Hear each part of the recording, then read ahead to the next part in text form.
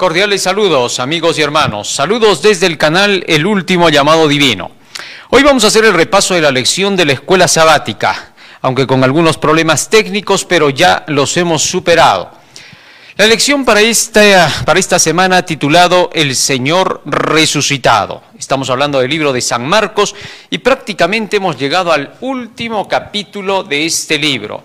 Con esta semana prácticamente cerramos el trimestre de la lección de la escuela sabática en relación con este evangelio. Y nos preparamos ya para el siguiente trimestre, que ya vamos a iniciar el próximo sábado. Muy bien. Antes de poder empezar con el tema de hoy, vamos a hacer una oración para que el Espíritu de Dios nos conduzca. Vamos a ponernos de rodillas y vamos a orar. Bondadoso Padre que moras en los cielos, estamos agradecidos a ti porque nos das la vida y la salud y te rogamos que tu presencia nos acompañe para entender tu santo mensaje, porque te lo suplicamos en el nombre de Jesús. Amén. Amén, Señor. Amén. Muy bien. Hemos visto que en todo el libro de San Marcos, Jesús ha trabajado como un maestro.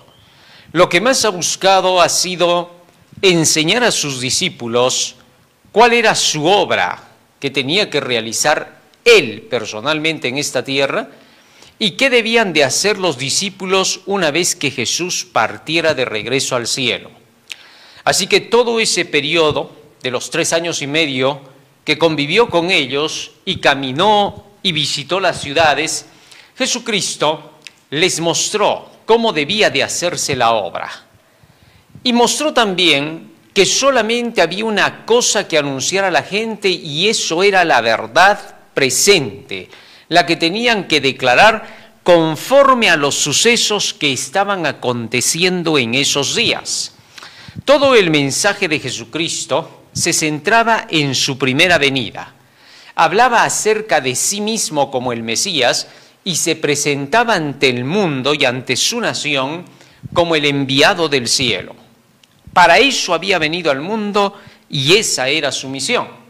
Como lo vimos en el tema anterior, Jesús mismo había testificado acerca de sí cuando se le preguntó y se le conjuró por el Dios viviente, es decir, se le conjuró en nombre de la palabra de Dios si él era el Cristo. Entonces Jesús mencionó que en realidad él era el Cristo, el Mesías, y que su misión era testificar acerca de la verdad y que un día vendría sentado a la diestra de Dios el Padre. Contestó eso porque se lo estaba conjurando por el nombre de Dios, es decir, por la palabra de Dios, por la profecía de Dios. Así que entonces Jesús testificó en relación con eso y declaró que él era el Cristo. Pero luego también hemos visto que Jesucristo mostró a sus discípulos que todo el proceso que se llevó a cabo en contra de su persona, él defendió su posición solo basado en las profecías de las Escrituras. No hizo ninguna otra cosa aparte. No utilizó de ninguna triquiñuela para poderse librar como lo estaban haciendo aquellos hombres que decían estarlo juzgando, cuando en realidad ya descubrimos también que eso no fue un juicio, que lo que se hizo con Jesucristo fue un secuestro. Secuestraron a Jesucristo e hicieron con él lo que quisieron y finalmente el mismo Pilatos participó de este crimen organizado contra el gran maestro. Así no se utilizaron ningún tipo de reglas ni leyes. Hacia el final del tiempo estamos advertidos de que Satanás intentará volver a hacer lo mismo de siempre. En la última lucha del anticristo contra el pueblo de Dios, contra todos los que sean fieles en este mundo al nombre de Jesús, va a repetirse la misma historia. No se empleará ningún tipo de leyes justas contra los hijos de Dios, sino que se inventarán triquiñuelas, se aplicarán nuevas reglas para el momento y tratará de arrinconarse a los hijos de Dios para que no tengan ninguna respuesta. Los hijos de Dios solo se defenderán con los derechos divinos, de tal manera que dejarán en claro que aquellos que no sirven a Dios, tan solo por su cólera y por su ira, atacarán a los hijos de Dios con argumentos que les va a salir de su cabeza. Y como estos individuos se habrán acostumbrado a responder rápidamente a cualquier cosa, ellos harán lo mismo. No utilizarán leyes correctas, tampoco serán justas, va a ser cualquier cosa. Una caricatura va a ser lo que se va a hacer, pero se va a hacer creer que son leyes que juzgan a los cristianos. Eso es lo que va a pasar, se va a repetir la historia que con Jesús. Y por esa razón todos ellos quedarán condenados ante el gran gobierno del cielo y serán sentenciados con leyes correctas y justas, pero que sacarán a luz su injusticia y su infidelidad.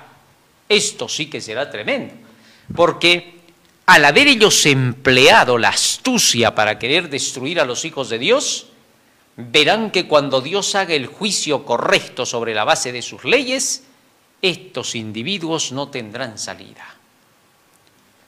Hoy parece que eso sucederá de aquí a cuántos años todavía, ¿no? Muchos piensan, no, eso cuándo pasará, total ahora la hacemos y ganamos, pero no será así. Esta es la última vez, no habrá más veces de esta, porque las profecías indican que cuando se dé el decreto en contra del pueblo de Dios para estos últimos días, entonces se habrá dado el último paso. Y esta generación que trate con injusticia al pueblo de Dios será la generación que quedará como una lección, la acción que van a realizar para la eternidad.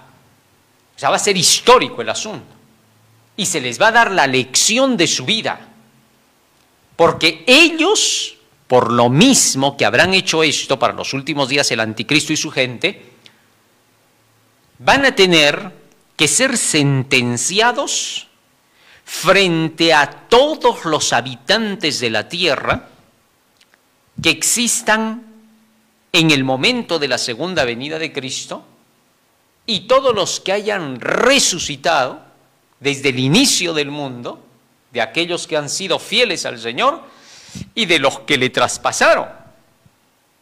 Entonces todos estos van a aprender la gran lección del atrevimiento que tuvieron todos estos últimos que estarán con el anticristo para llevar a cabo ese llamado juicio en contra de los hijos de Dios.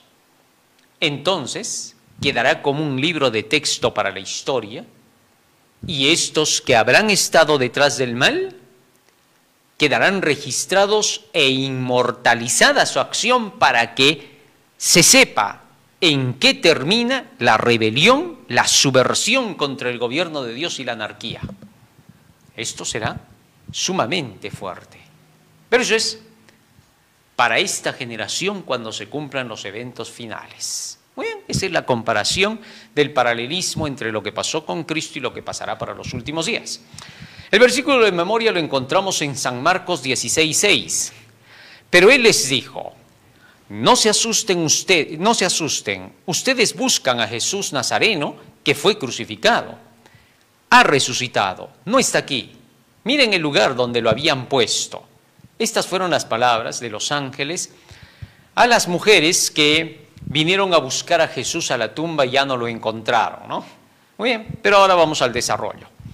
La crucifixión de Jesús fue un oscuro fin de semana para los discípulos, mientras no solo lidiaban con la muerte de su maestro, sino también temían por su propia vida.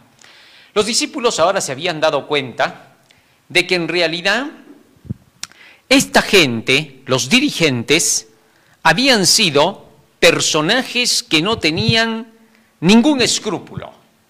Ahora se habían dado cuenta que Anás, Caifás y el Sanedrín eran una organización criminal. Se habían dado cuenta que no les importaba para nada ni sus propias leyes, porque las mismas leyes de la Mishnah con la que utilizaron la triquiñuela para atacar a Jesucristo, aún no habían sido cumplidas. Es decir, no cumplieron ni con su propio manual. Solamente lo tenían de pintura para hacerle creer a la gente que con eso manejaban el orden de la institución israelita. Lo cierto es que a estos nunca les interesó ni las reglas que hacían ni las que Dios dio a Moisés. Ellos solamente actuaban de acuerdo con su criterio personal, su cólera o su alegría. O sea, eran individuos sin alma. El alma está formada de los pensamientos, sentimientos y emociones humanas. Pero todo esto está basado en principios, no está basado simplemente en intuiciones. Tal es así que cuando una persona no se conduce por la instrucción, no se conduce por los principios de las leyes de causa y efecto, es una persona desalmada. ¿Comprendiste? Una persona sin alma es una persona que no tiene el conocimiento ni el principio, ni tampoco el discernimiento. Solo actúa para salir triunfador en su propósito. Tampoco no le importa que gane la justicia, ni aún le importa si él mismo gana, con tal de que el otro sufra. ¿Correcto? Esa es la persona que no tiene alma. Comúnmente eso se le llama desalmado. Muy bien, ahora, resulta que los discípulos se habían dado cuenta entonces que estos individuos no creían en nada, no seguían las leyes de nada ni las reglas. El mismo Pilatos tampoco respetaba sus propias reglas, porque a pesar de que él mismo había interrogado a Jesucristo, al final terminó mandándolo crucificar. O sea, este individuo demostraba que no respetaba ni siquiera sus propias leyes de su nación, de su imperio. Se burlaba de ellas. Lo único que le interesaba a él era ganarse el apoyo del Sanedrín para que hablara bien de él ante el César.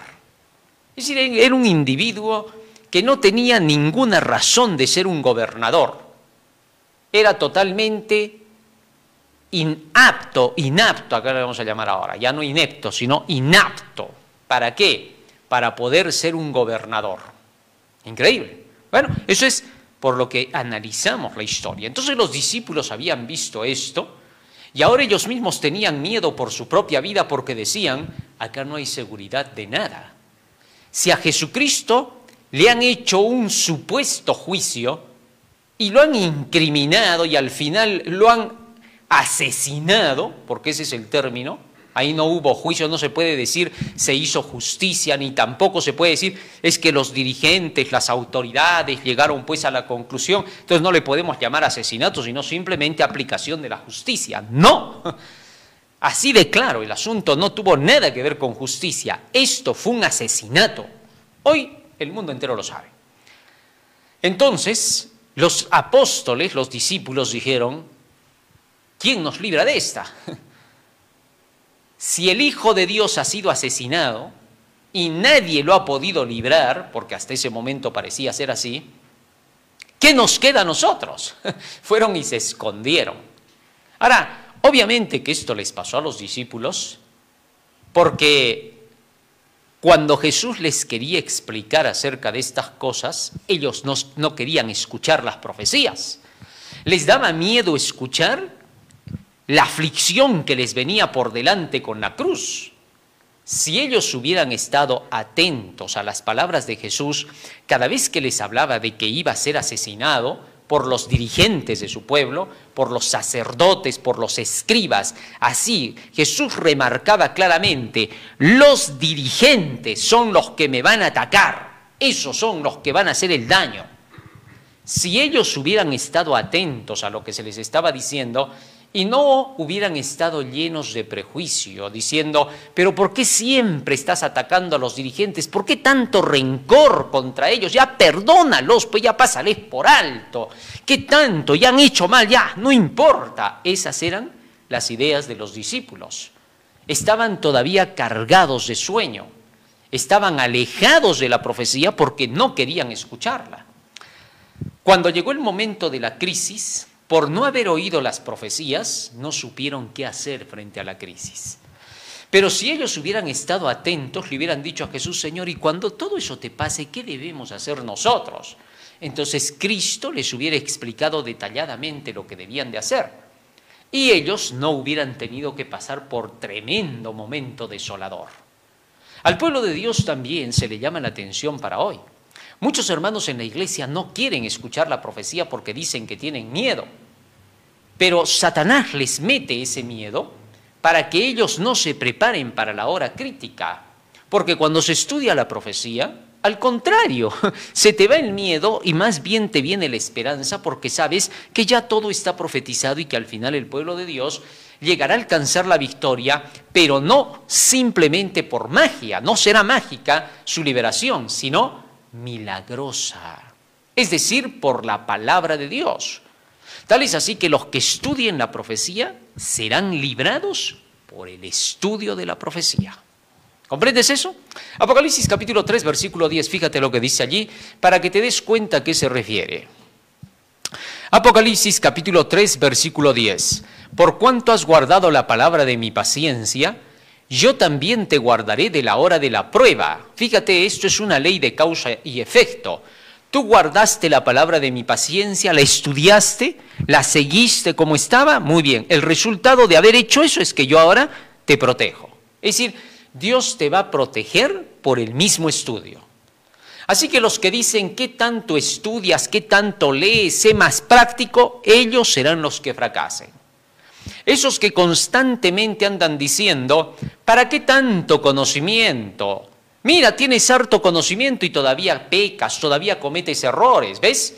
O sea, tanto conocimiento no hace falta. Aquí tú tienes que ser más práctico, pero a esos mismos tú les dices, y según tu creencia, en tu práctica que tú dices, donde tú dices, Jesús te ama, todo es amor con Jesús, yo solamente creo en Jesús, Él lo hace todo por mí, ya has logrado que no cometas un solo error. Y te van a responder, no, seguimos cometiéndolos, ¿te das cuenta? Entonces no es la solución la mentira que proclamas. La solución es, ponte a estudiar las profecías, sigue lo que Cristo te dice. ¿Por qué? Porque Jesucristo no ha dicho en ningún momento que tú dejas de ser su discípulo porque estés luchando y tropieces como Pedro o tropieces como Juan. No te ha dicho que eso te va a quitar de ser discípulo, para nada. Simplemente te ha dicho, tú sígueme, sigue mis palabras y yo voy a hacer que superes y no caigas ni tropieces. ¿Te das cuenta?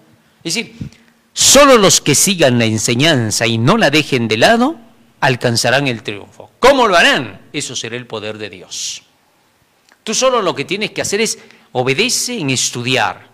Obedece cada cosa que vas conociendo. La victoria la vas a obtener por las mismas enseñanzas que Dios te va a dar. Así que eso es lo que hemos visto hasta ahora, los que vamos estudiando. Así es como se lleva a cabo la transformación hecha por el Señor a través de su palabra. Y se cumple, santifícalos en tu verdad, tu palabra es la verdad. Pero aquellos que no estudien la palabra del Señor no tienen ninguna esperanza porque no saben lo que van a hacer. A Dios no se le sigue con el sentimiento ni con la sinceridad. Eso es un error. Muchos piensan que se van a salvar solo porque son sinceros en creer en Dios y que ya pues ellos oran, hacen lo mejor que pueden y Diosito, que no es malo, los va a salvar. Eso no va a pasar. Así no está escrito. No hay nada que diga eso. El texto decía, por cuanto has guardado la palabra de mi paciencia, yo también te guardaré en la hora de la prueba que ha de venir sobre el mundo entero. O sea, hay condición para que Dios te proteja. Guardar la palabra de su paciencia. Muy bien. En Marcos 16, el último capítulo del Evangelio de Marcos, veremos lo que sucedió tras la muerte de Jesús. Consideraremos en primer lugar el momento en que ocurrió la resurrección de Jesús y por qué las mujeres fueron al sepulcro ese domingo de mañana. Domingo 22 de septiembre, regocijo en la resurrección. Justo con el día domingo coincide el tema de la lección de la escuela sabática. Y esto de que coincida con el domingo y qué cosa tiene que ver con el sábado y la resurrección es precisamente el tema a continuación. Lee Marcos 15, 42 a 16, 6 nos dice la lección. ¿Qué ocurre aquí? ¿Por qué esta historia es tan relevante para el relato de la resurrección? San Marcos 15, 42 nos dice la Escritura. Cuando llegó la noche, porque era la preparación, es decir, la víspera del día de reposo. Muchos han declarado que no saben a qué día se refiere con el día de la preparación, pero las Santas Escrituras no nos dejan jamás en tinieblas y nos responden todo. Fíjate lo que dice en San Marcos capítulo 16, versículo 1 y 2. Cuando pasó el día de reposo, cuando pasó el sábado, María Magdalena, María la madre de Jacobo y Salomé compraron especias aromáticas para ir a ungirle. Alguien dirá, ¿por qué dices que ese reposo es sábado ahí? Ahora vas a ver por qué. Y muy de mañana, el primer día de la semana, vinieron al sepulcro ya salido el sol. ¿Cómo dice? Pasado el día de reposo, muy de mañana, el primer día de la semana. Bueno, todos los que creen que el primer día de la semana es el domingo que resucitó Jesús, defienden el hecho de que porque Cristo resucitó en domingo, por eso se guarda el domingo. Así que no queda duda que el primer día de la semana viene a ser el domingo. Y el día anterior, cuando pasa el reposo, entonces viene a ser ¿qué día? El sábado. Más claro que el agua no puede ser. Y si el sábado es el día de reposo, cuando el texto bíblico nos dice, pasado el día de la preparación, en la víspera del reposo. Regresemos ahora, un poquito más atrás, para que veamos el texto bíblico de San Marcos, capítulo 16, capítulo 15, versículo 42, un poco más atrás, ahí está. Dice, cuando llegó la noche, porque era la preparación, es decir, la víspera del día de reposo. Entonces se está refiriendo al día viernes. Así, ordenemos el asunto. Viernes, día de la preparación. Sábado, el día de reposo. Domingo, el día de la resurrección. ¿Más claro? Digo esto porque muchos tratan de negar el hecho de que Cristo en realidad estuvo el sábado allí en la tumba. Y que al estar en la tumba y no resucitar ese día, Cristo mostró que en realidad había que guardar el día sábado conforme al mandamiento. De manera que Jesús hasta de muerto guardó el sábado. Hasta de muerto guardó, así de sencillo.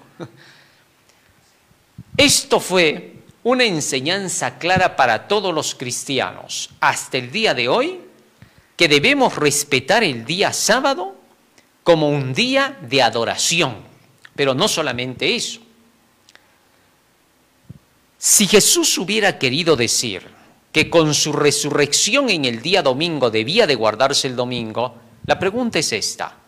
¿Por qué no les dijo a sus discípulos, el día que yo tenga que ser asesinado y me pongan en la tumba, va a ser sábado y no importa, vayan ustedes y en sábado unjan mi cuerpo? ¿Por qué? Bueno, sencillo. Muchas veces se le acusa a Jesús, por parte de los fariseos, de que Jesús era transgresor del día del sábado. Si tú lees en los 4 evangelios, nunca, jamás, Jesús dijo que él transgredía el sábado. Nunca dijo, yo voy a transgredir el sábado, soy un transgresor del sábado. Nunca dijo eso.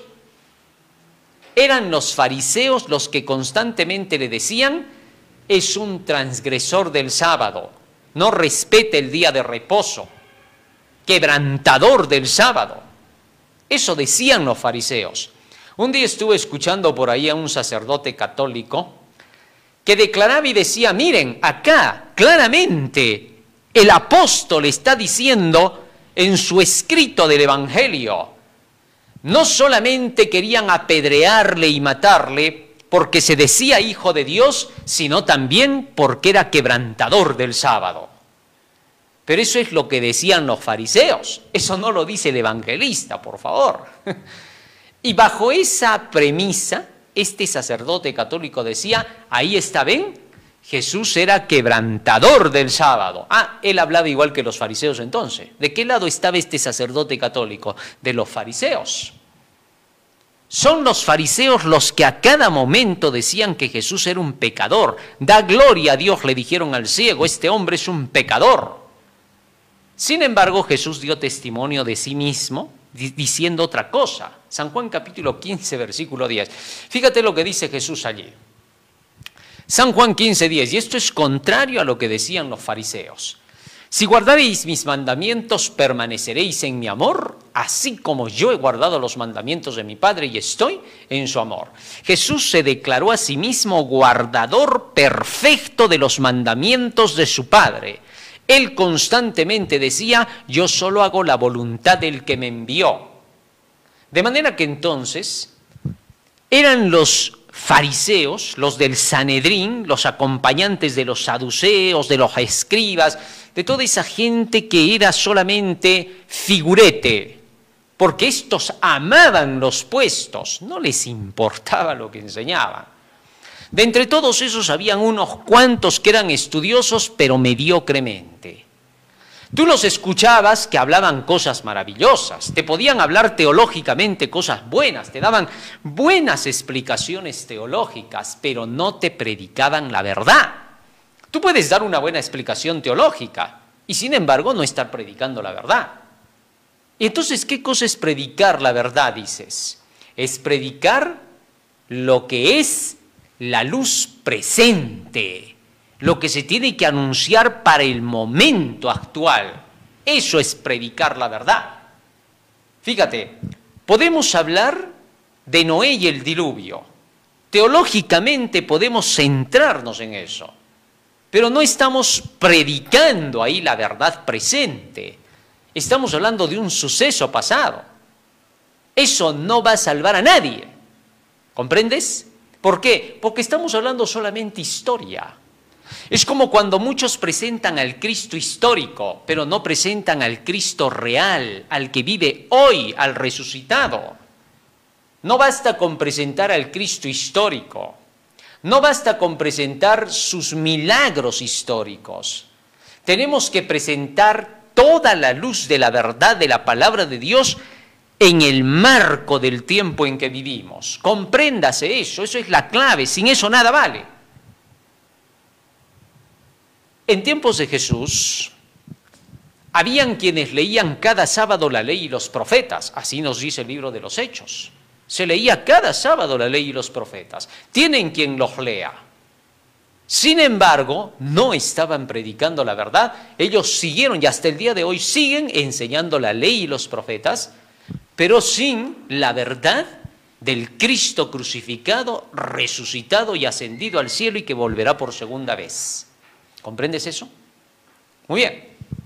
Siendo así, lo que estaba ocurriendo en esa ocasión era precisamente eso, que este Sanedrín tenía gente que solo era figurete porque solamente creían que eran los representantes de Dios porque tenían un cargo.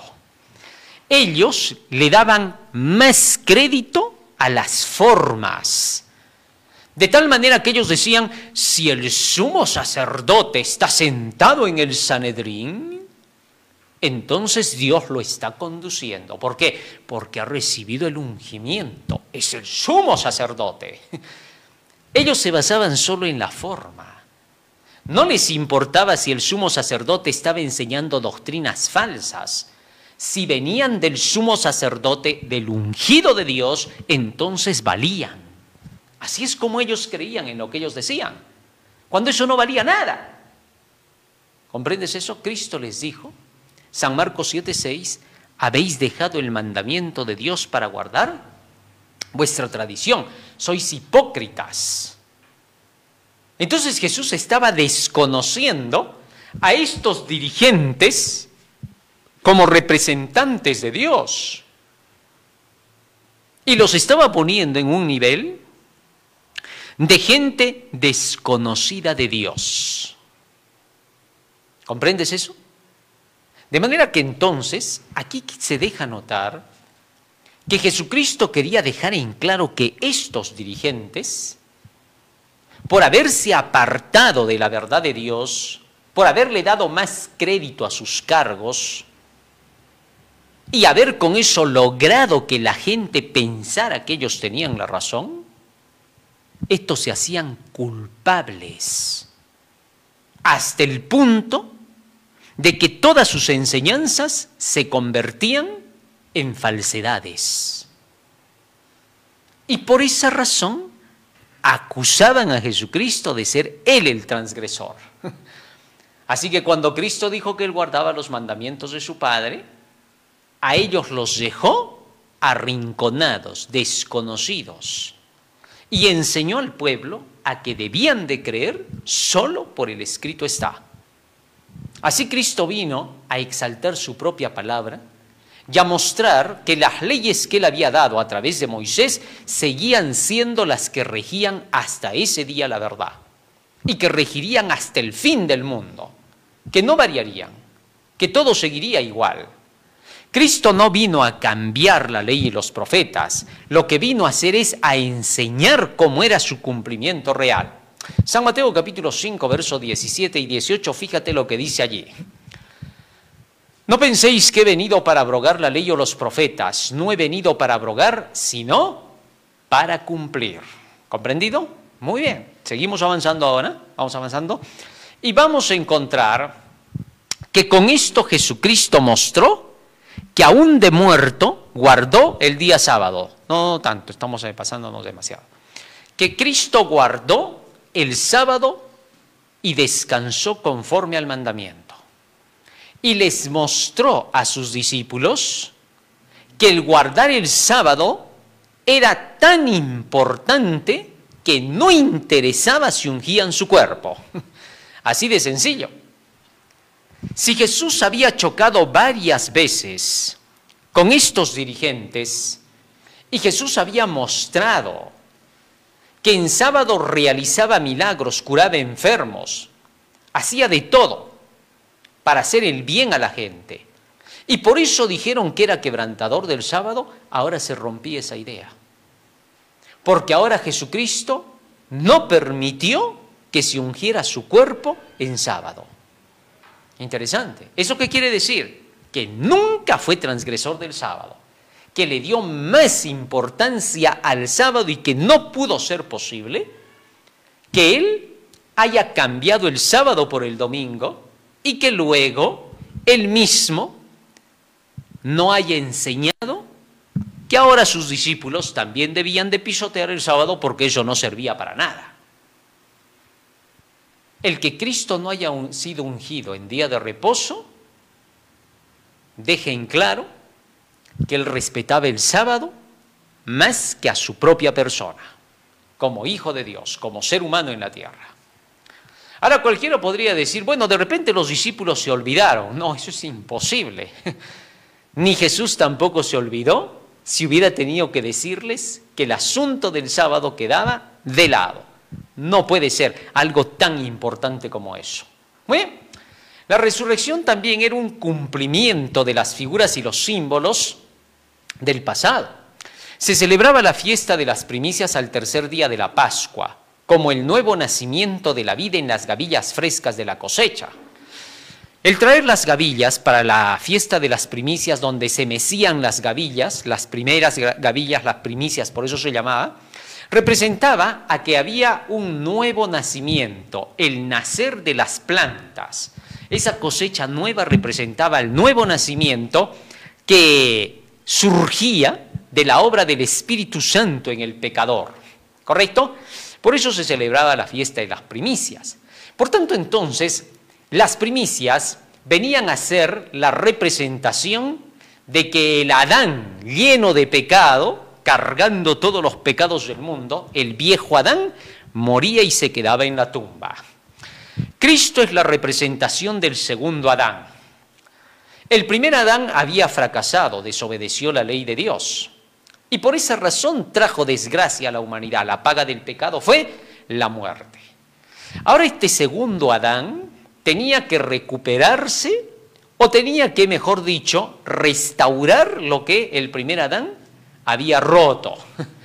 Tenía que ahora recuperar la imagen perdida del hombre cuando salió de las manos del Creador y la inmortalidad.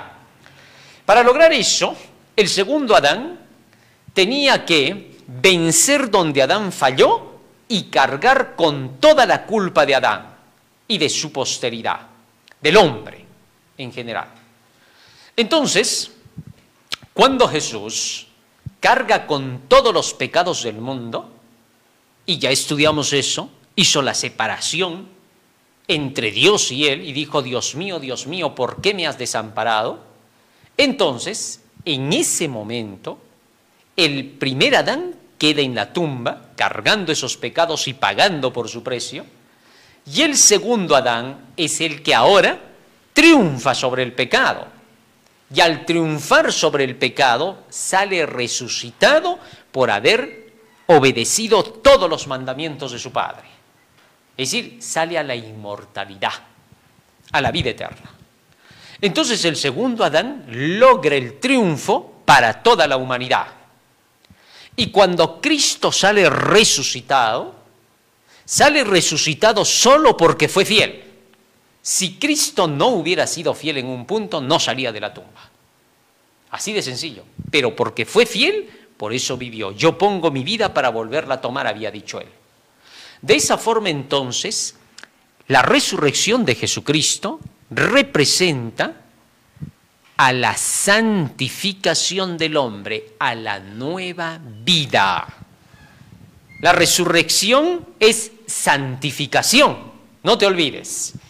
Esta nueva vida o resurrección, Pedro la compara con la santificación, es decir, una vida de santidad de allí en adelante. Primera de Pedro, capítulo 1, versículo 1 hasta el 3. Fíjate lo que dice allí el apóstol Pedro en relación con la santificación. Fíjate lo que dice ahí. Primera de Pedro 1, 1 al 3. Primera de Pedro 1, 1 al 3.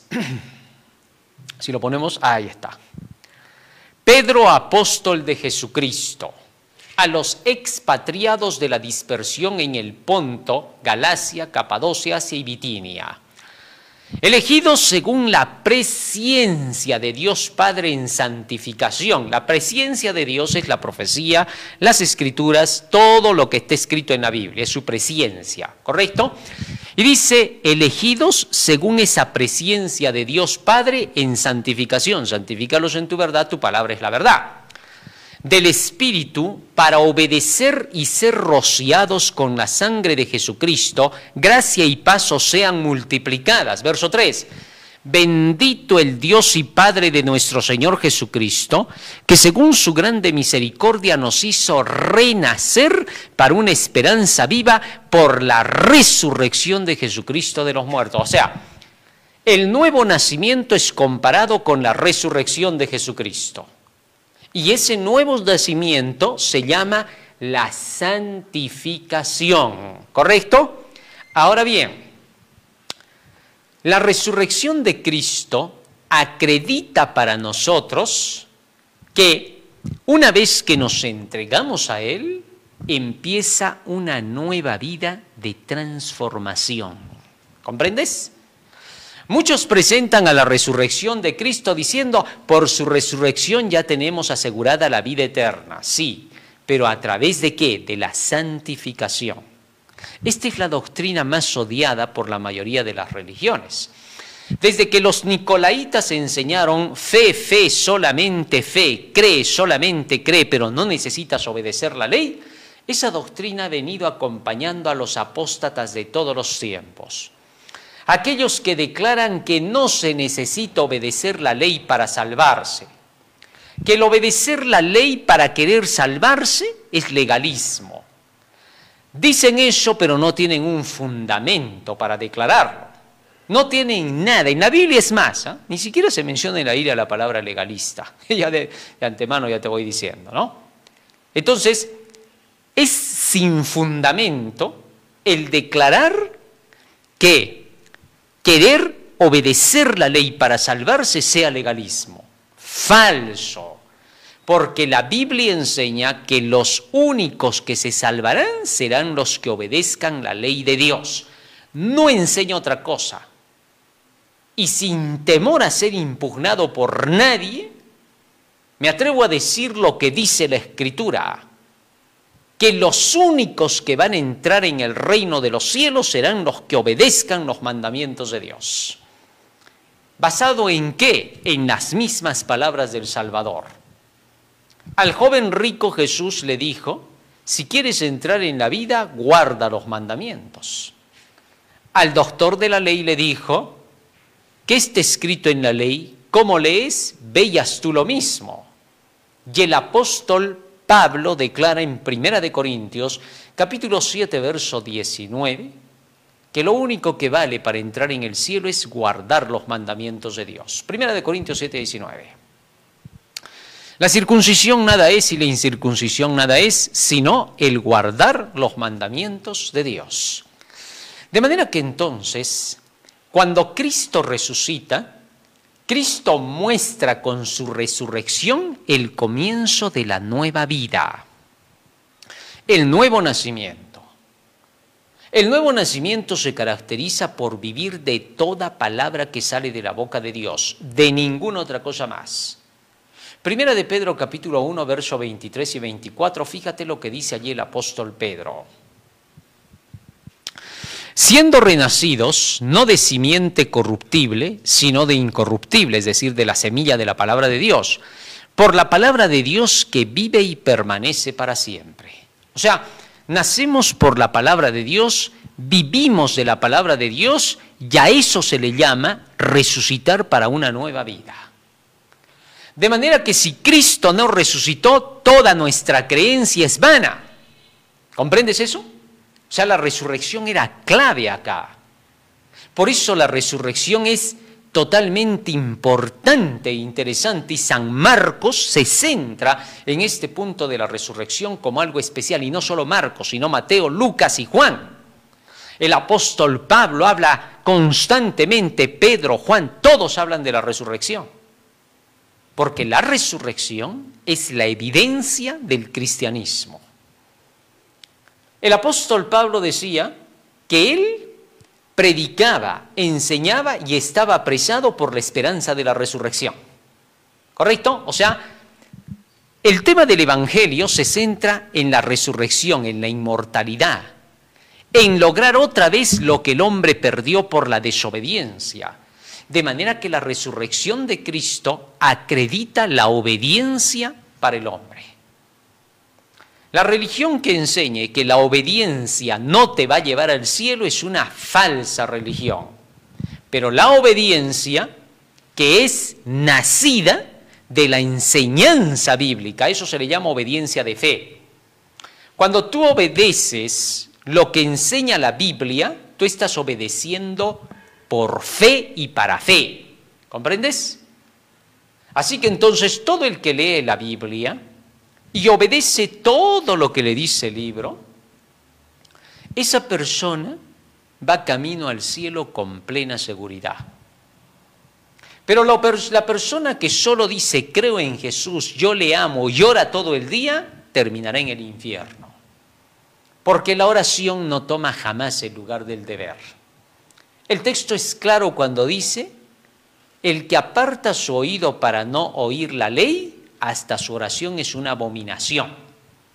Así que entonces, no nos engañemos en esto. Aquellos que resucitan a nueva vida, como su nombre lo dice, están resucitando al comienzo de una nueva forma de desarrollo de su conducta, de su vida diaria.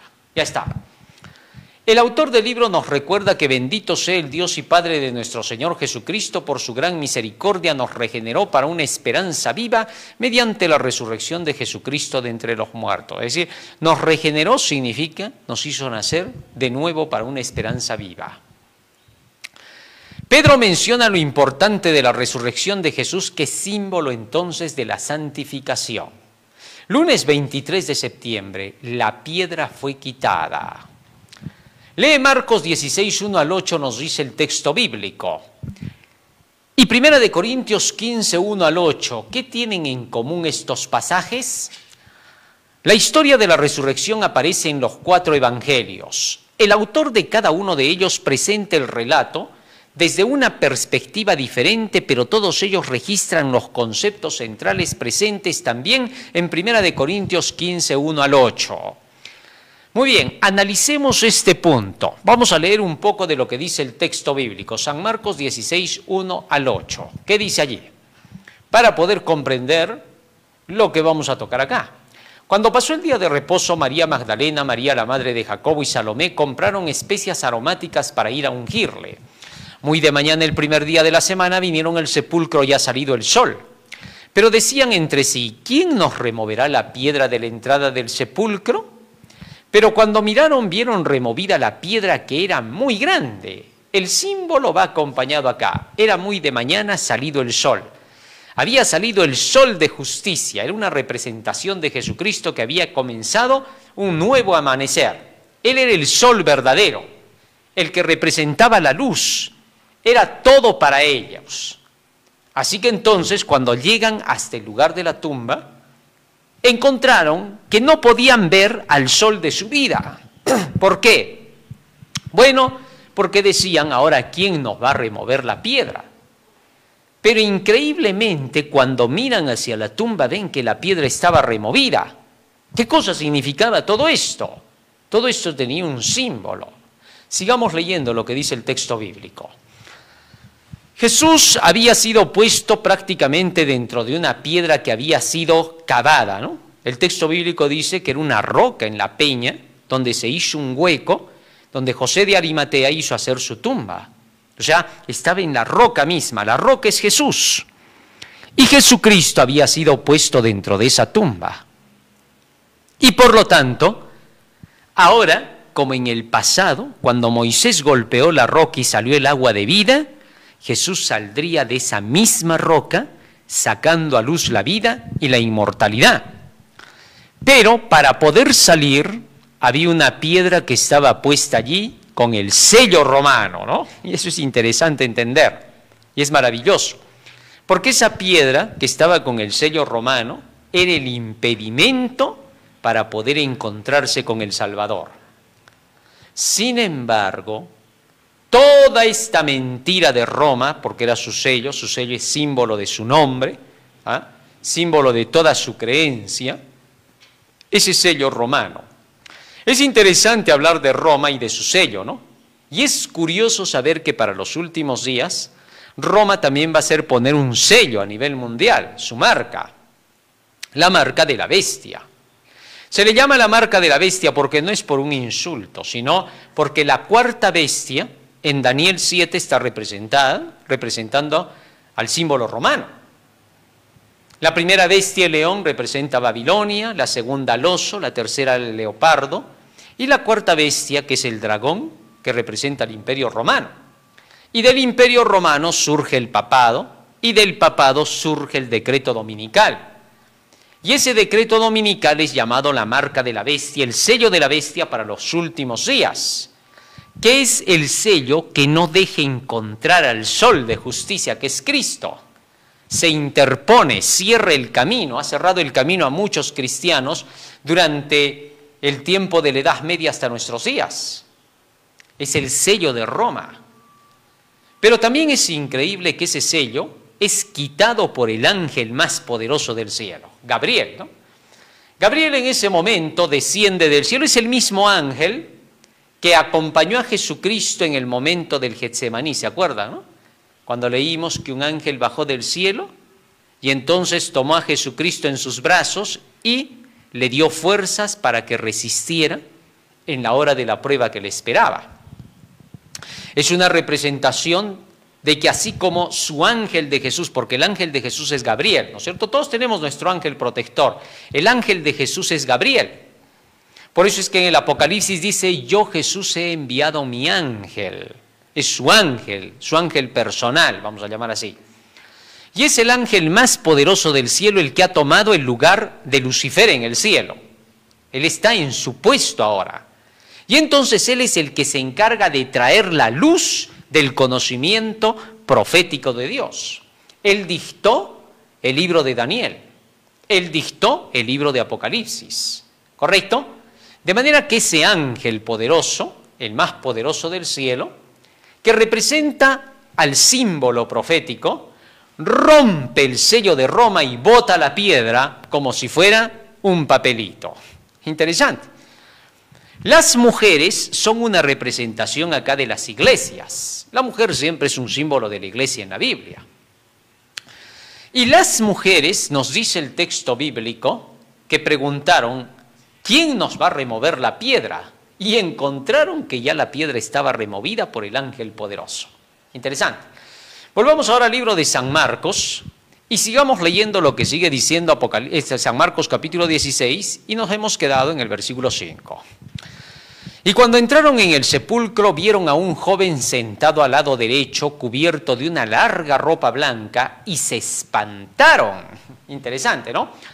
Cada vez que tú ves a ese ángel profeta, que es Gabriel, el que lanza las profecías de Daniel y Apocalipsis, lo normal es que reacciones como las mujeres. Se espantaron, porque vieron a algo que era sobrenatural. Y entonces dice que este ángel inmediatamente les dijo algunas palabras. Vamos a ver, verso 6. ¿Qué les dijo? San Marcos 16, 6. Mas él les dijo, no os asustéis. ¿Te das cuenta? Inmediatamente, no teman. La palabra de Dios es directa. El hombre reacciona con temor por naturaleza. Las iglesias reaccionan con temor por naturaleza, pero eso no significa que no haya que darles el mensaje. El ángel pudo desaparecer en ese rato diciendo, uy, les he dado miedo, mejor me voy. No, el ángel no se fue. Lo que les dio es palabras de consuelo. Les dio fuerza con lo que les iba a decir. Y les dijo así, ¿buscáis a Jesús Nazareno? El que fue crucificado, como recordándoles, ¿no? Ha resucitado. No está aquí, mirad el lugar en donde le pusieron. Ahora, fíjate cómo el ángel menciona estas tres cosas que ya eran obvias. Volvamos a leer el texto anterior. Mira lo que está diciendo. ¿Ah? ¿Buscáis a Jesús Nazareno? Era obvio, pues, ¿a quién más habían enterrado ahí? Luego dice, el que fue crucificado. Parecen preguntas tontas del ángel, ¿no? Parecen, no. Les está recordando toda la profecía. Les está recordando quién es Jesús y cuál era la profecía que anunciaba lo que le iba a ocurrir. ¿Estáis buscando al Mesías, al que ha sido asesinado en la cruz, en el que se han cumplido las profecías? Ya, se ha cumplido una más. ¿Qué cosa? Ha resucitado. No está aquí, mirad el lugar en donde le pusieron. Es decir, miren cómo se cumple la profecía. Verso 7, sigue diciendo. Pero id, decid a sus discípulos y a Pedro que él va delante de vosotros a Galilea. Miren lo que les dijo ahora el ángel, ¿no? Vayan ahora y prediquen a los discípulos, anuncien la buena noticia. Y a Pedro, porque Pedro estaba desconsolado, había negado al maestro y pensaba que de repente ya no iba a ser aceptado por Jesús. El terror lo invadía a Pedro y eso le quitaba mucha fuerza. Si Pedro no hubiera huido al conocimiento profético, porque él era el que primeramente huyó, ¿no?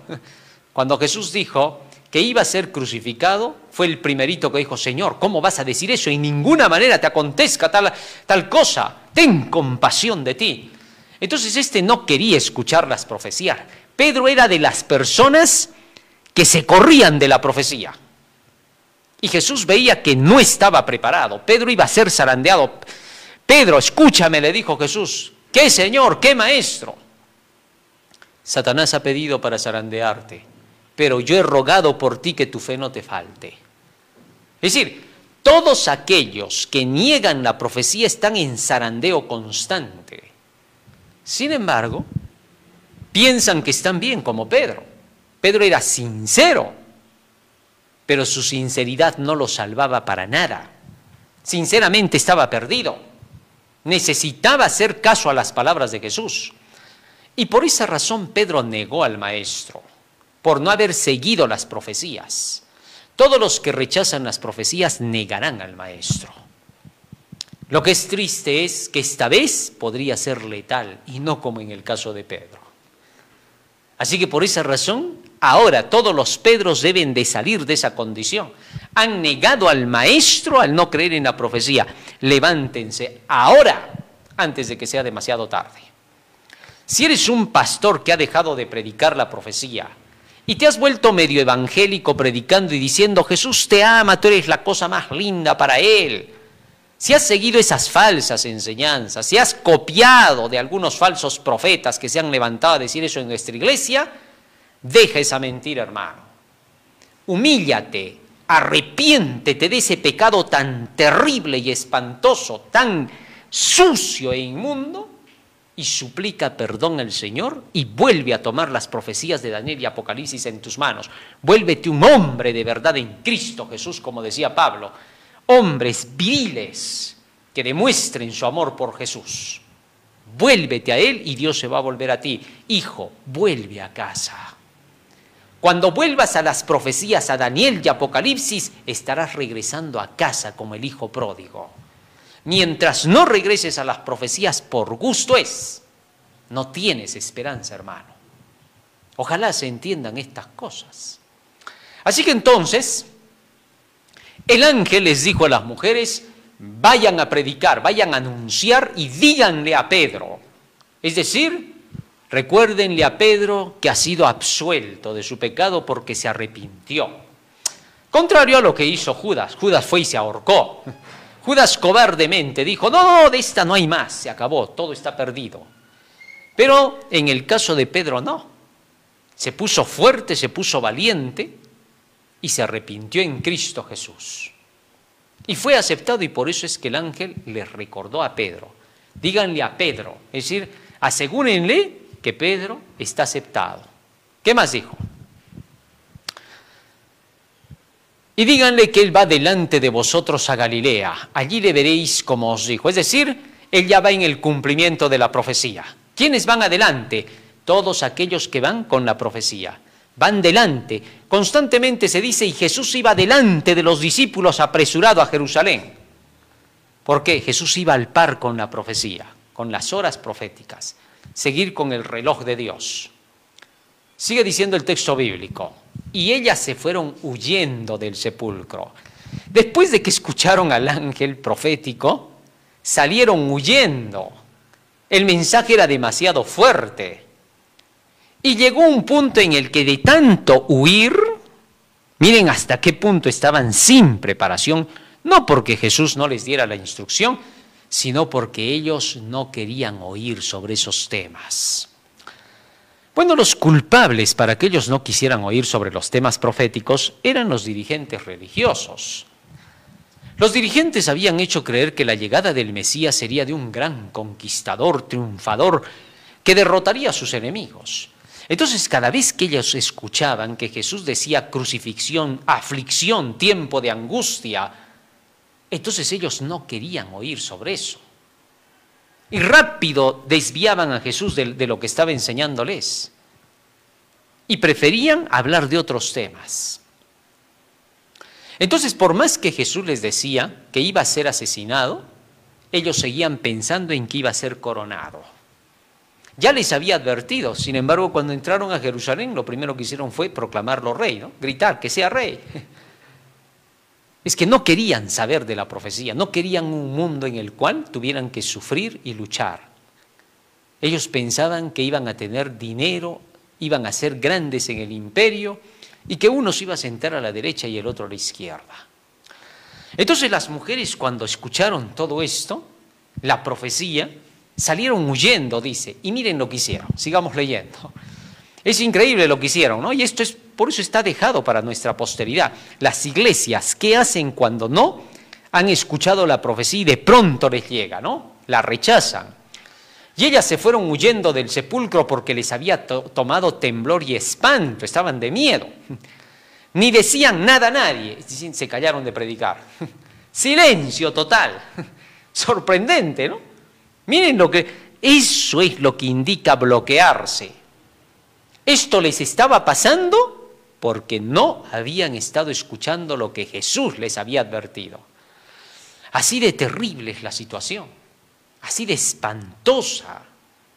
cuando las mujeres debieron haber gritado por las calles, ha resucitado, con alegría, contentas, debieron haber declarado el asunto.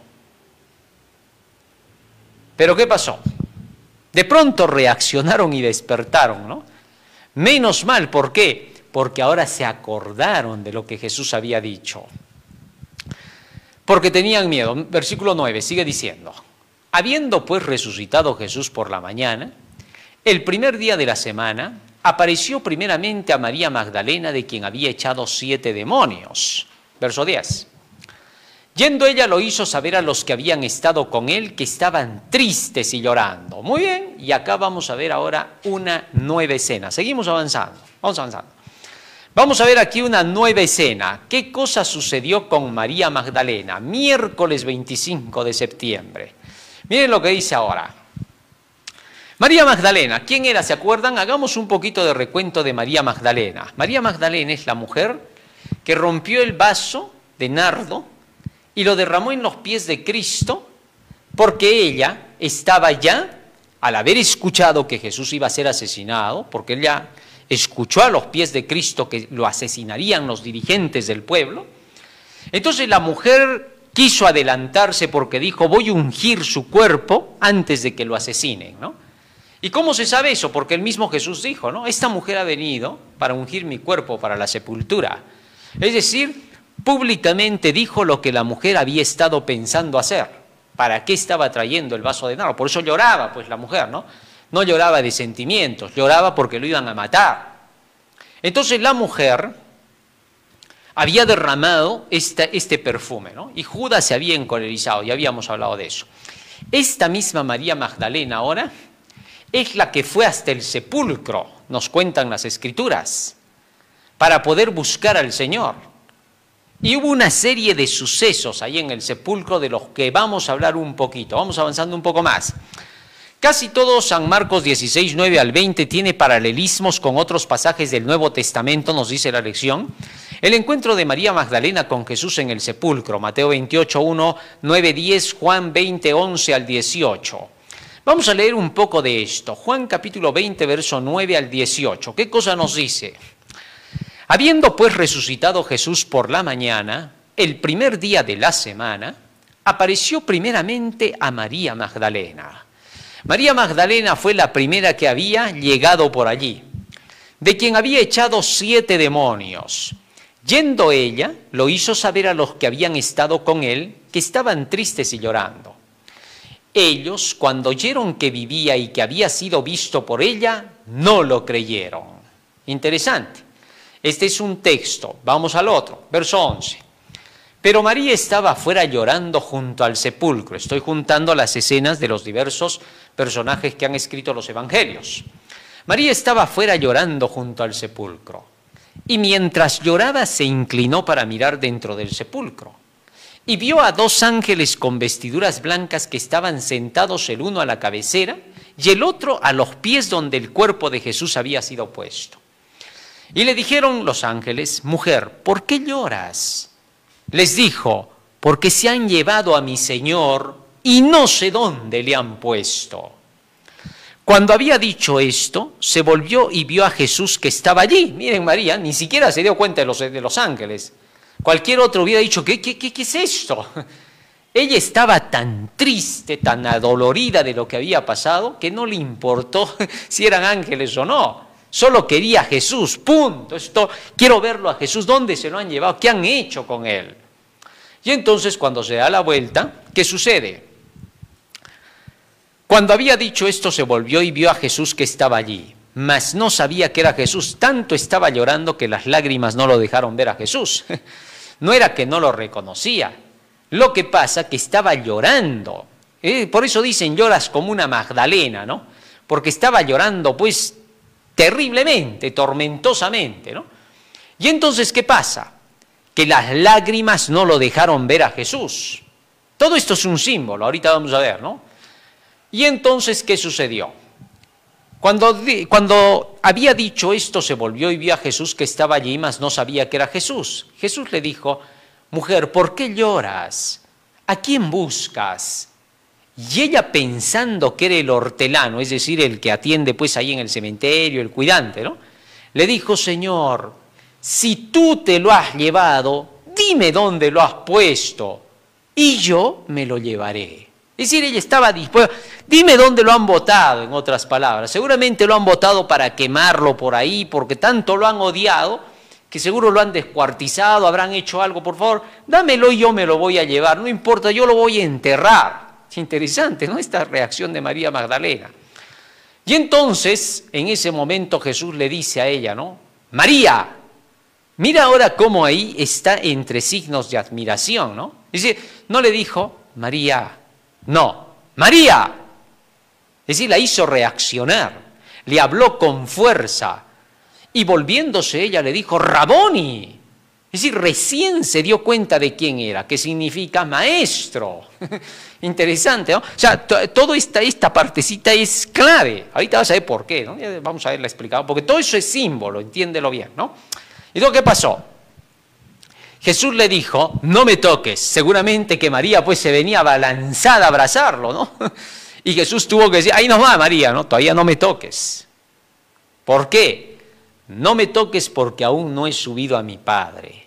Es decir, todavía no he ido al cielo. Ya hasta con esto mató la inmortalidad del alma, ¿no? Todos los creyentes de que los muertos se van al cielo inmediatamente, porque a Jesús de hecho le tocaba el cielo porque fue el más santo de todos, no se iba a ir al infierno, pues, ¿no? Entonces, cuando el texto dice que descendió al infierno, ya sabemos que la palabra infierno significa infernus, bajo tierra, no es el infierno de fuego que promulga Dante Alighieri y todos los demás seguidores de él. No, infierno es el sepulcro, a eso se refiere, Seol, Hades, cementerio, tumba. Entonces, Jesús le dijo: no he subido a mi Padre todavía, no he ido al cielo. Y eso también demuestra que cuando al buen ladrón, llamado buen ladrón porque ladrones no hay buenos, cuando le dice: hoy estarás conmigo en el paraíso, no se le refería a ese día, sino le dijo: a ti te digo hoy que estarás conmigo en el paraíso. ¿Correcto? Estaba haciendo una promesa a futuro, porque él mismo no había subido, pues. No va a mentir Jesús. Y entonces le dijo: mas ve a mis hermanos y diles: subo a mi Padre y a vuestro Padre, a mi Dios y a vuestro Dios. Ahora fíjate, el transporte de Jesús al cielo es rapidísimo. Tal es así que ese mismo día que le estaba diciendo eso, más tarde todavía se encontraría con ellos. O sea, ya fue y ya vino después de eso, cuando se encontró con los discípulos. Pero eso lo dejamos un punto aparte, porque eso lo vamos a entender ya en otros temas. Más aún dice acá: fue entonces María Magdalena para dar a los discípulos las nuevas de que había visto al Señor y que Él le había dicho estas cosas. Pero la sorpresa fue que cuando María llegó para decirles a todos: el Maestro ha resucitado, yo lo he visto, ha estado conversando conmigo, no le creyeron. Tremendos estos discípulos, ¿no? Y ahorita vamos a ver, todo esto tiene un significado para nosotros hoy. San Marcos capítulo 16, versos 12 y 13. Pero después apareció en otra forma a dos de ellos, a los discípulos que iban a Emaús, ¿no? ¿Te acuerdas? Que yendo iban de camino al campo. Ellos fueron y lo hicieron saber a los otros y ni aún a ellos creyeron. ¿Qué les estaba pasando a los discípulos? ¿Qué les estaba ocurriendo? No querían creer a nadie. Sus propios hermanos estaban viniendo, las mujeres habían venido y no querían creer. ¿Cuál era la causa de tremenda duda? ¿Qué estaba ocurriendo? Vamos a ver, no avancemos todavía. Dice: a ellos nos dice Lucas que Jesús les mostró las evidencias bíblicas de la ley, es decir, a los dos discípulos que iban camino a Emaús. Cuando nosotros leemos en el libro de San Lucas, capítulo 23, capítulo 24, nos encontramos allí cómo es que Jesús iba caminando con dos discípulos que iban camino de Emaús. Ellos dos dice que iban conversando primero, estoy resumiendo por causa del tiempo, iban conversando y estaban tristes por todos los acontecimientos que habían ocurrido contra Jesús. Y entonces dice que Jesús se les acercó y les dijo: ¿qué pláticas son esas que lleváis? ¿Por qué estáis tan tristes? ¿Por qué habláis tan tristemente? ¿Qué no sabes?, le dijeron, todo lo que ha pasado. ¿Qué ha pasado?, les dijo Jesús, haciendo de cuenta que no sabía, ¿no? No es que era mentiroso, lo que quería era lograr conversar con ellos, estaba buscando un punto de conversación. Así que entonces les dice, ¿qué cosas han pasado? ¿Que no sabes lo que ha pasado con Jesús de Nazaret, varón profeta? ¿Cómo es que le han crucificado, le han matado los dirigentes? Estos comprenden bien el mensaje hasta aquí. Está bueno, dijo Cristo. Y desde allí partió Jesucristo a decirles, ¿que no sabían ustedes que eso estaba escrito del Cristo en la ley y en los profetas? ¿No han leído nada de eso? ¿Qué les pasó? En otras palabras, ¿cómo? ¿Ya no se acuerdan todo lo que les he dicho? ¿Qué pasa acá? Eso denotaba que estos discípulos ni siquiera le habían puesto interés a las profecías que Jesús les anunciaba. Tanto habían sido hechizados por las enseñanzas de los dirigentes religiosos que eran casi piedras duras de poder roer. Así que entonces Jesucristo, comenzando por la ley y los profetas, les enseñaba todo lo que él decía. Y llegaron hasta una parte del camino donde ellos tenían que entrar a su casa. Y le dijeron, quédate con nosotros, está interesante la conversación, hombre. Qué lindo estás hablándonos. Y entonces lo hicieron pasar a Jesús, se sentaron a la mesa y sirvieron el pan.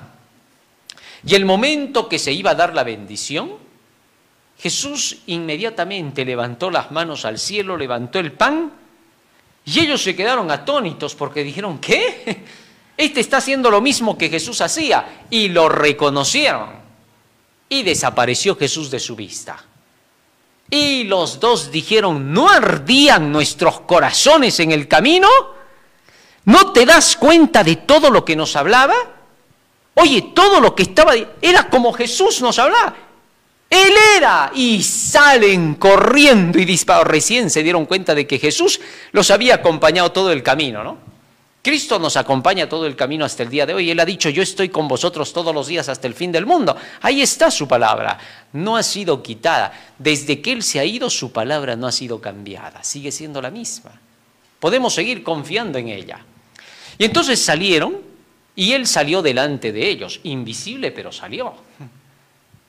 Y llegaron ellos hasta el lugar donde estaban los otros discípulos y les contaron la alegría. Hemos visto al Maestro, ha resucitado. No les creyeron. Interesante todo esto. Ahora, fíjate en esto. María Magdalena, las otras mujeres, eran símbolo de las iglesias, son las mujeres. Es decir, los miembros comunes laicos de iglesia. Los discípulos representan a los nuevos dirigentes del sistema cristiano. Ya cuando Jesús resucita, los discípulos serían ahora los que dirigirían la iglesia. Acuérdate que los dirigentes ya habían sido descartados, porque todos estos dirigentes, es decir, descartados por su autoridad de dirigentes, porque todavía de entre ellos muchos sacerdotes se unirían a la fe. ¿Correcto? Ahora, fueron descartados ya como sistema, en otras palabras. No se les reconocía más a ellos como los pastores de la iglesia. ¿Por qué? Porque no tenían nada con qué pastorear. Por obvia razón. Al haber rechazado el evangelio, ya no tenían la vara ni el cayado. ¿Con qué iban a conducir las ovejas? Obvio, entonces, como Jesús es misericordioso, inmediatamente los quitó de ese puesto porque si no iban a ser fulminados por Dios, por haber sido malos dirigentes, y se les daba la oportunidad a los que de entre ellos aceptaran el evangelio a que se unieran. Habían entre ellos quienes habían traspasado niveles no porque Jesús fuera malo, sino porque ellos habían hecho cosas que merecían su perdición. Y después de que crucificaron a Cristo, no pensaron retroceder. Caifás había cometido un grave pecado al rasgar las vestiduras. Estaba condenado a muerte y estaba condenado por las leyes antiguas de Moisés a una muerte de la cual ya no hay resurrección. Porque un sacerdote no podía rasgar las vestiduras. La orden fue perentoria de Moisés en Levítico capítulo 10. No rasgaréis vuestras vestiduras por muerto, les había dicho. Tal es entonces que ellos sabían que si hacían eso, morían. Entonces, muchos de estos que habían estado dentro del llamado juicio de Jesucristo, habían traspasado barreras. Y aún así, no quisieron tampoco arrepentirse después de eso, sino que siguieron con su farsa y dijeron, hay que decirle a los soldados que sus discípulos se han robado el cuerpo de su maestro para hacer creer que ha resucitado. Y luego de eso todavía siguieron sobornando. Y luego de eso todavía siguieron guerreando contra los discípulos. Nunca se arrepintieron. Pero habían otros sacerdotes que sí se arrepentirían. El libro de Hechos es claro cuando dice muchos sacerdotes se unían a la fe. De eso ya hemos leído también. Entonces, ¿qué pasaba? Todos estos que habían visto la resurrección de Jesucristo y que por un tiempo habían rechazado la verdad, ahora se unirían a la fe, pero ya no podrían ejercer con autoridad el cargo. Todos ellos se unían a los discípulos, pero venían a trabajar para ellos. En otras palabras, venían a decir a los discípulos, díganos cuál es la verdad. Eso es lo que vamos a enseñar ahora. Es decir, se estaba declarando que era necesario que la verdad presente pudiera ser establecida para que el sistema organizado desde los tiempos de Moisés continuara con la línea cristiana. Y como ellos se habían apartado de la organización, los dirigentes, ahora ese sistema separado y divorciado de Dios porque tenía otra doctrina que no era la verdad presente, quedaba de lado. Y que todos los que querían ahora trabajar para la causa del Señor debían predicar el mismo evangelio que los apóstoles y por lo tanto debían unirse con los apóstoles. Por ejemplo, Saulo de Tarso era un fariseo, él mismo dice fariseo de fariseos, pertenecía al Sanedrín, pertenecía a la dirigencia también. Pero cuando se convirtió a Cristo, tuvo que depender de lo que los apóstoles habían estado enseñando. Debía enseñar la misma verdad que los apóstoles. Debía someterse ahora a las enseñanzas apostólicas. ¿Comprendes eso? Muy bien. Así entonces, todos estos dirigentes quedaban de lado y los apóstoles representaban al nuevo sistema de ministerio, un ministerio puro para la proclamación del Pentecostés. Y entonces estos debían de ser ahora enseñados a no cometer errores.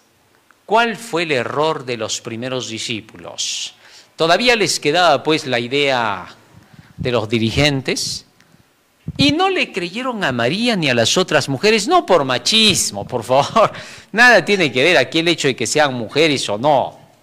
Ellos sabían muy bien que habían mujeres que acompañaban en su ministerio a Jesús. Ahí dice el texto bíblico, habían muchas mujeres como Juana, esposa de Chuza, estaba también ahí las tres Marías, estaba Salomé, etc. Eran mujeres que acompañaban a Jesús predicando. Así que no se puede hablar ahí de machismos, patriarcados, ni nada de esas cosas pues inventadas por las ideologías fantásticas, ¿no?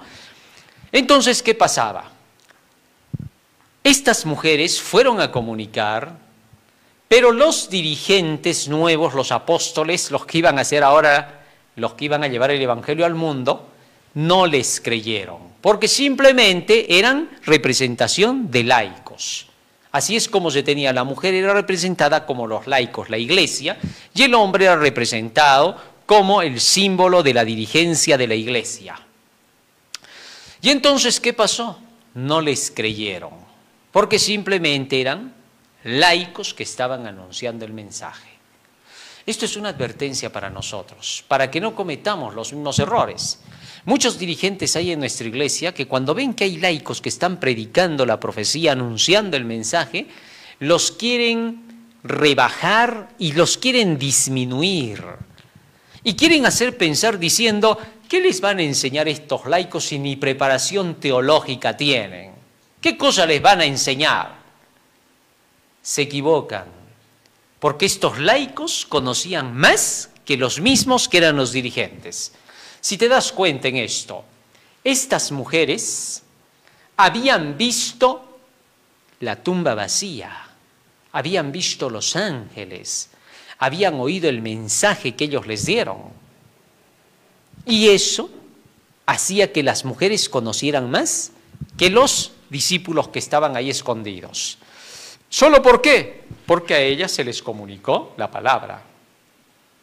Entonces, por esa razón, venían trayendo lo que sabían. Así también los laicos dentro de la iglesia, que estudian la palabra, que reciben la enseñanza de los ángeles de Dios, pueden comunicar el evangelio a la iglesia y ningún dirigente debe de oponérseles. ¿Está claro? Ojalá que se entienda entonces.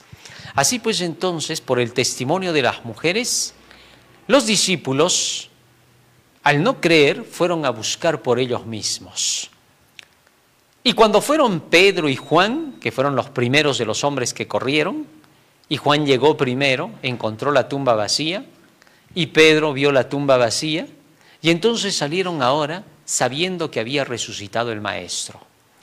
Cuando llegaron hasta el aposento, se juntaron y Jesús apareció entre ellos. Y Tomás no estuvo en esa ocasión.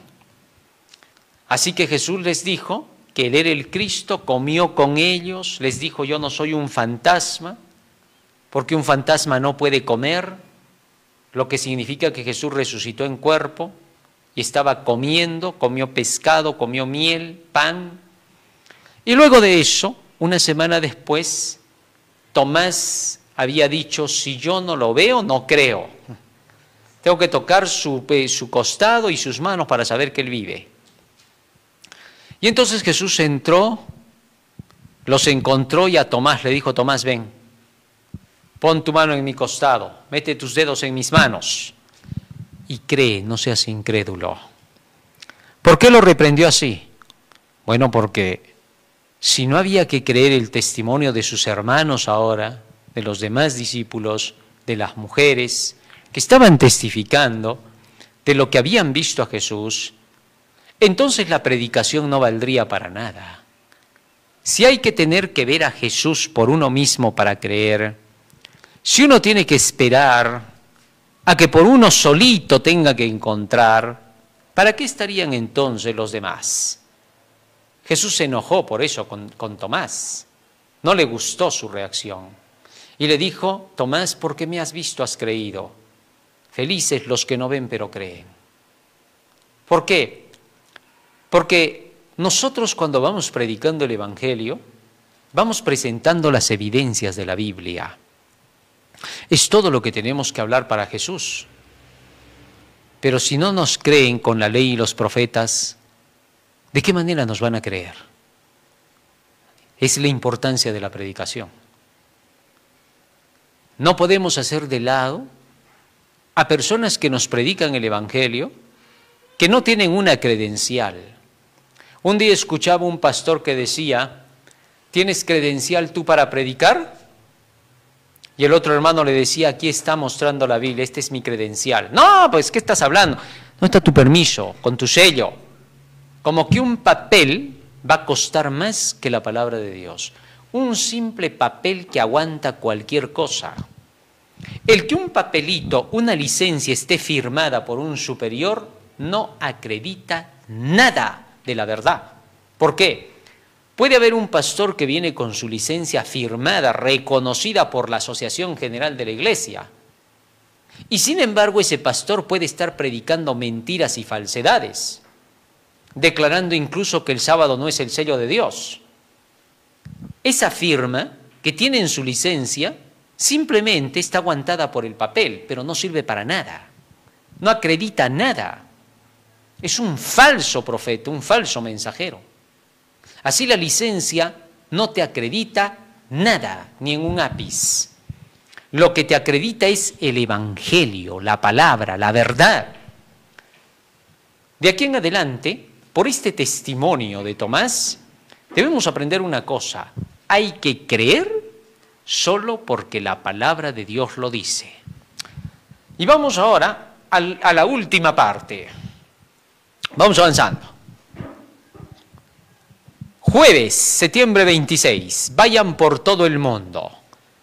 Cuando Cristo resucitó, después de que sucedió todo este incidente con Tomás, Ahora Jesucristo les dijo, recibid el Espíritu Santo, y sopló sobre ellos. Y ahora les iba a dar la gran comisión. San Marcos 16, 14 al 18. Finalmente se apareció a los 11 mismos, estando ellos sentados a la mesa, y les reprochó su incredulidad y dureza de corazón, porque no habían creído a los que le habían visto resucitado. Y les dijo, id por todo el mundo y predicad el evangelio a toda criatura. El que creyere y fuere bautizado será salvo, mas el que no creyere será condenado. Y estas señales seguirán a los que creen. En mi nombre echarán fuera demonios, hablarán nuevas lenguas, tomarán en las manos serpientes, y si bebieren cosa mortífera no les hará daño. Sobre los enfermos pondrán sus manos y sanarán. Jesús no estuvo de acuerdo con las dudas de los apóstoles y tuvo que reprenderlos. Tomás fue el último al cual reprendió por su incredulidad. Si esto no hubiera hecho el Señor, la predicación hubiera sido inútil. Debían aprender a creer a sus hermanos. Vamos avanzando. Todos en el mundo son hermanos por el Evangelio. El hecho de que algunos tengan cargos en la iglesia no les da el derecho de no creer en lo que sus hermanos encuentran en las Escrituras y pueden enseñar. Dios dará sabiduría a todos aquellos que se acercan a Él y no deberá negárseles el crédito. A ver si ponemos esa parte de la que estamos leyendo. Deben aceptar lo que ellos anuncien, así sean laicos. El tercer ángel será anunciado así. Si ellos no creían, ¿cómo esperaban que otros les creyeran a ellos? En la proclamación del mensaje del tercer ángel, que es la verdad presente para nuestros días, como lo fue la verdad de los discípulos para sus días, laicos van a salir a predicar el Evangelio. Y los dirigentes no pueden negar esta obra de los laicos.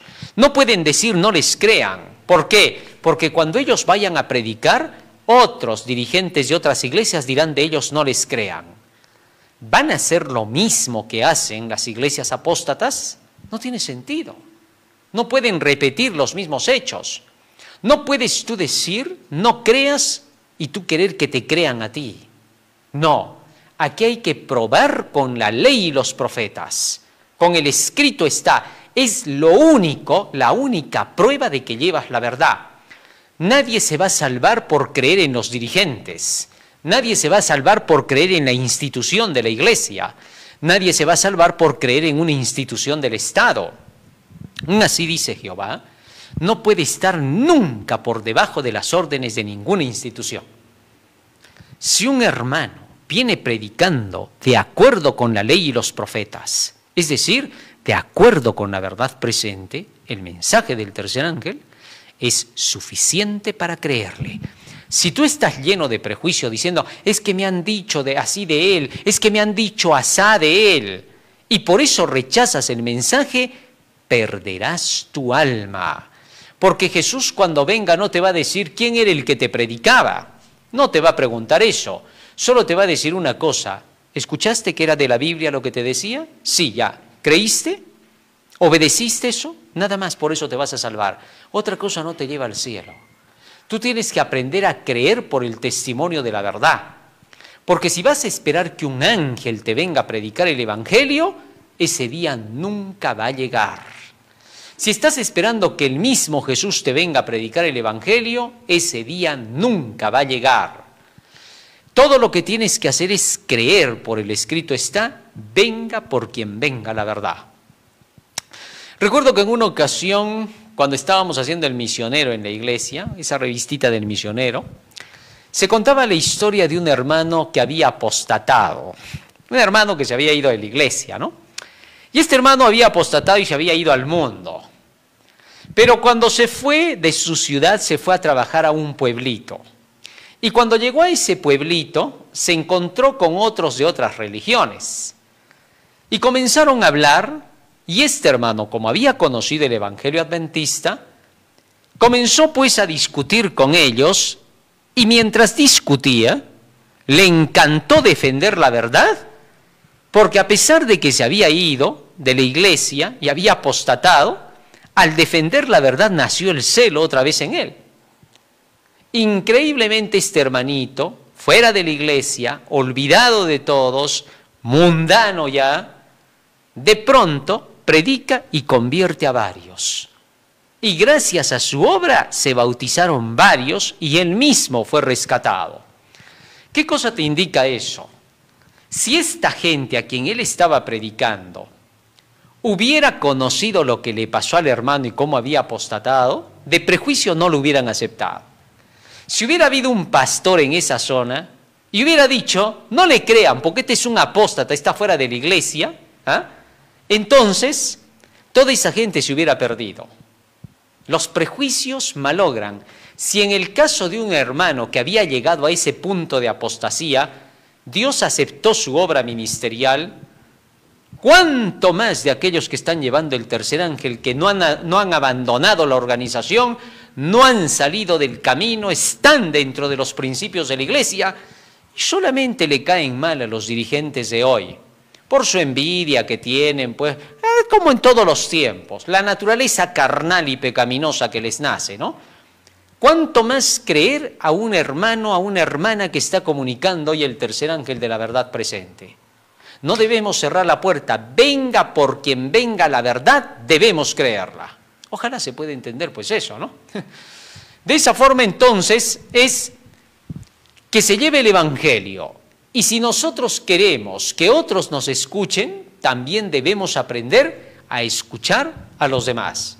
De lo contrario, no habremos logrado nada. Muy bien, retrocedamos un poco. Ahora Jesús había declarado algo más acá. San Marcos capítulo 16, verso 16.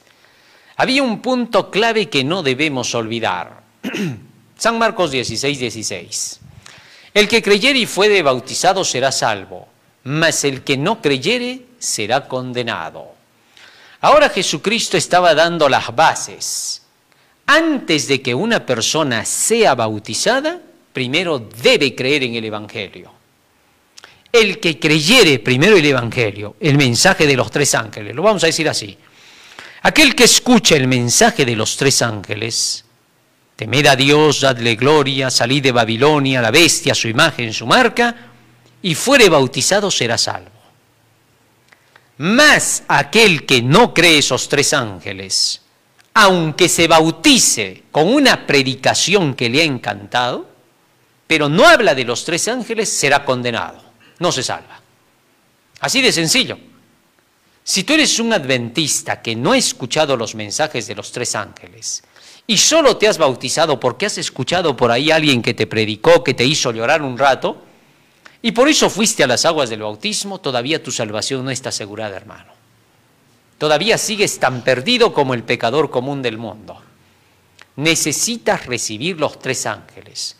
Necesitas rebautizarte con el mensaje de los tres ángeles y recién entrarás en el reino de los cielos. Antes de eso, tu caso está todavía desesperado. Así que sería bueno que te apresures. Busca una iglesia donde prediquen los tres ángeles. Así te digan que está fuera del organizador, te hagan creer cualquier cuento, porque siempre hay cuentistas. Busca una iglesia donde se predica los tres ángeles, prepárate y recién bautízate. Y entonces recibirás tu corona de vida eterna. Qué lindo, ¿no? Finalmente, ¿qué nos dice el día viernes? Para estudiar y meditar. Aún los historiadores ateos, quienes no aceptan la realidad de la resurrección, admiten no solo que Jesús fue ejecutado, sino también que tras su muerte muchos afirmaron haberlo visto resucitado, y que como resultado dieron inicio al núcleo de lo que llegó a ser la iglesia cristiana. Recordemos que la resurrección de Cristo está testificada primero por 500 personas que menciona Pablo, que estuvieron viendo a Jesús después de que resucitó. Pero por otro lado, la resurrección de Cristo está testificada por la misma Biblia, porque solo Dios testifica de Jesús. Cristo dijo, ellas dan testimonio de mí. Cristo fue inteligente cuando dijo eso. ¿Por qué? Nunca te ha pedido que vayas a la historia a confirmar si Cristo resucitó. Como que los historiadores pues, de ese tiempo iban a hablar de Jesús bien. Acuérdate que no eran los apóstoles los que redactaban la historia. Después de muchos años, escribieron recién sus cartas. Así que no vamos a encontrar un solo historiador que nos cuente y nos relate acerca de la resurrección de Cristo, aparte de los apóstoles. Por lógica, si eres inteligente, claro está.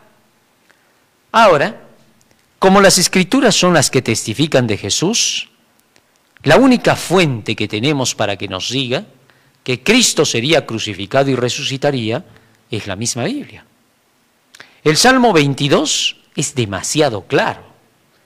Nadie puede negar que antes de Cristo ya existían los salmos de David. No se puede negar. Y en el Salmo 22 nos encontramos exactamente cómo moriría Jesús.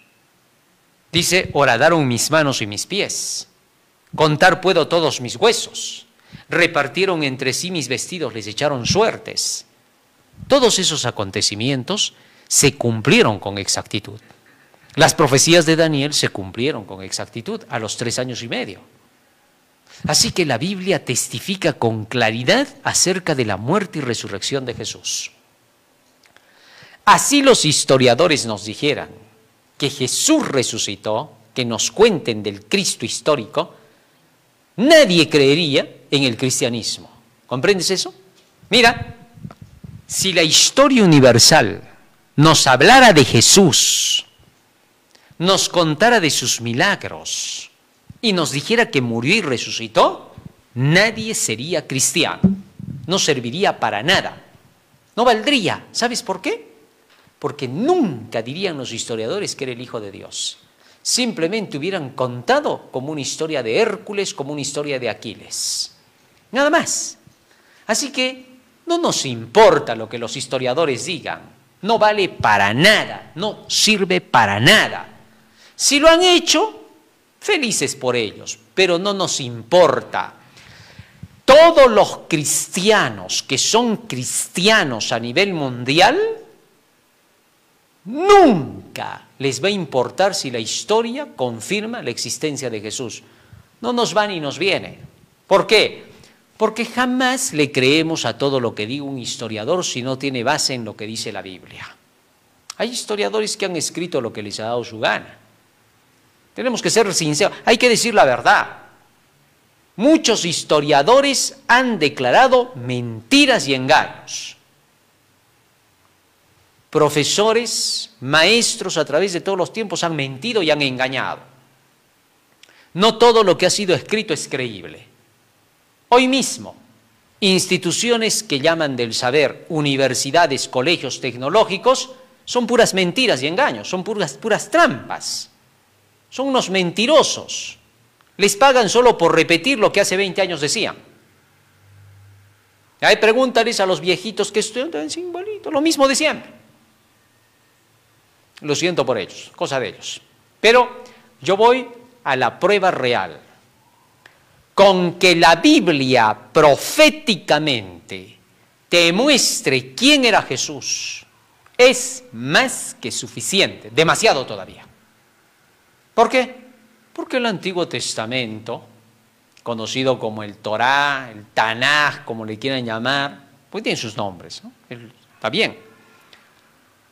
Todo eso testificaba todo lo que pasaría con el Mesías antes de que Jesús llegara. O sea, es imposible de negar el cumplimiento en Cristo.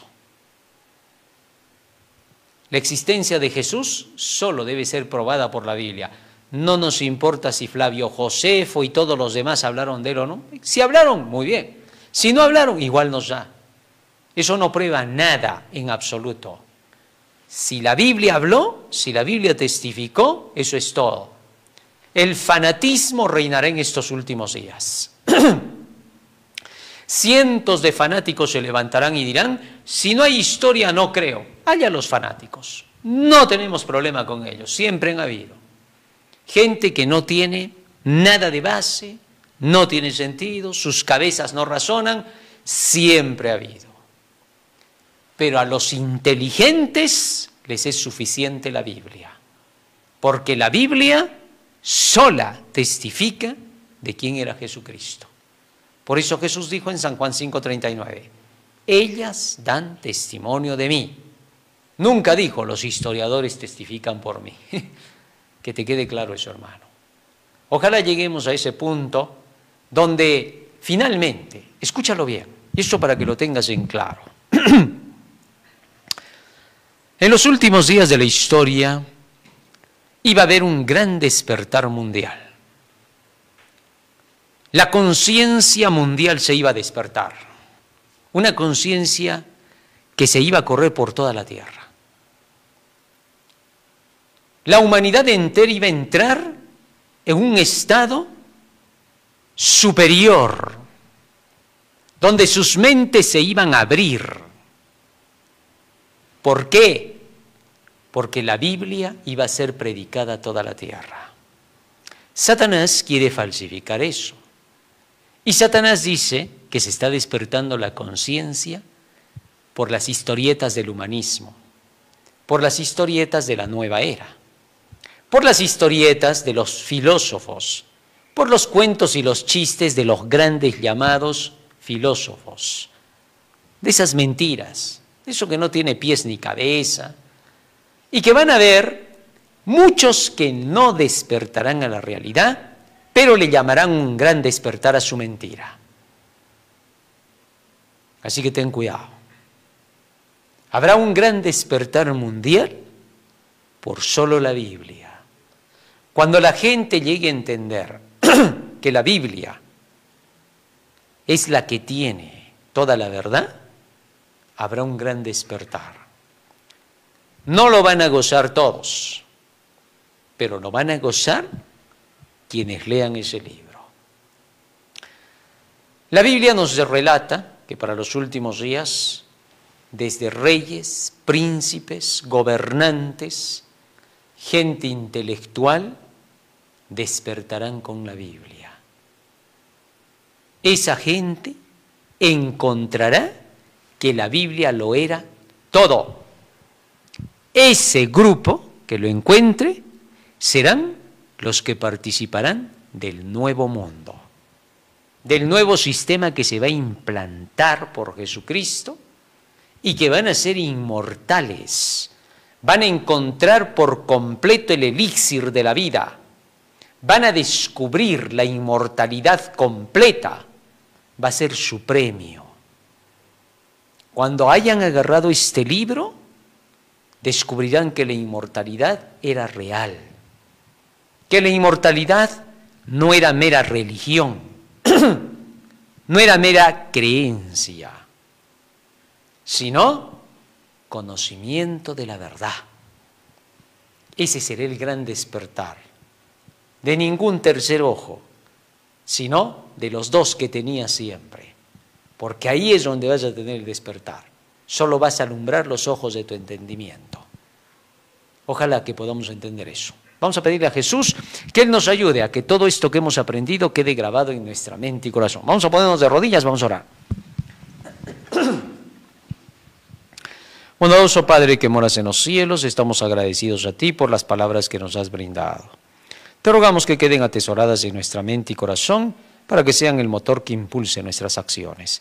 Quédate con nosotros hoy, mañana y siempre. En el nombre de Jesús. Amén. Amén, Señor. Amén.